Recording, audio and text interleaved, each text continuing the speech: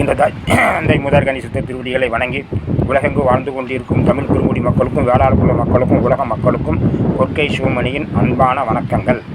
கொற்கை துறைமுகம் அழிந்துவிட்டது என்று வரலாற்றில் பதிவு செய்யப்பட்டிருக்கிறது. ஆனால் கொற்கை துறைமுகம் அழியவில்லை. கொற்கை துறைமுகம் குலசேகரப்பட்டினமாக இன்று பெயர் மாற்றம் செய்யக்கொண்டு இருந்து கொண்டு இருக்கின்றது என்பதற்கு சான்றுதான் இந்த காணொளி. இது கொற்கை துறைமுகமாக இருந்த குலசேகரப்பட்டினத்தினுடைய கடற்கரையினுடைய பகுதியை காணொளி மூலம் தாங்கள் பார்த்து கொண்டு இருக்கின்றீர்கள்.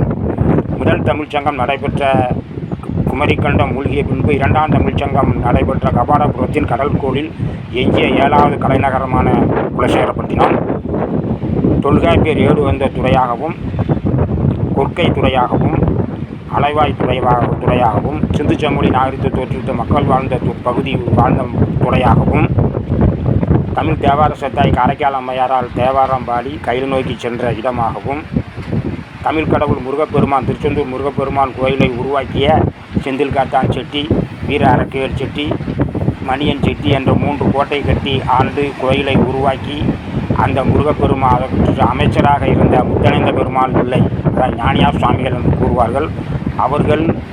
அவர்களுக்காக முருகப்பெருமான் இரவு தூண் குழந்த படுக்க வீட்டு கோயில் இருக்கக்கூடிய இடமாக குலசேகரப்பட்டினத்தில் இந்த கொற்கை துறைமுகமாக இருக்கக்கூடிய கடற்கரை அழியவில்லை. இதற்கு ஆதாரம் பெர்குலூஸ் என்ற நூலில் கிபி 60 எழுதப்பட்ட கடல் மாலுமிகள் எழுதப்பட்ட நூலில் கொற்கை துறைமுகத்திற்கு அப்பால் கொற்கை நகர் இருக்கிறது என்று கூறினார்கள். இது கொற்கை மண்டலத்தில் இது கொற்கை துறைமுகம். இதற்கு அப்பால் தான் கொற்கைங்கிறது தலைநகர்.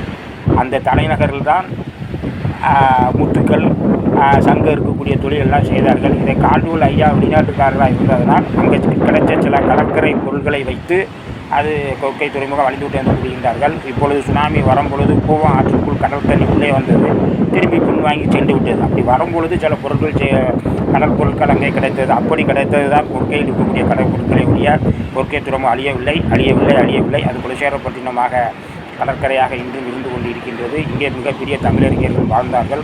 உலகெங்கும் அன்பின் அடையாளமாக இருக்கக்கூடிய சிவலிங்கத்தை கொண்டு சேர்த்த துறைமுகமும் இந்த துறைமுகம் தான். இதை காண வாருங்கள் என்ற அன்போடு விரும்பி ஏற்கிறோம். நன்றி, வணக்கம்.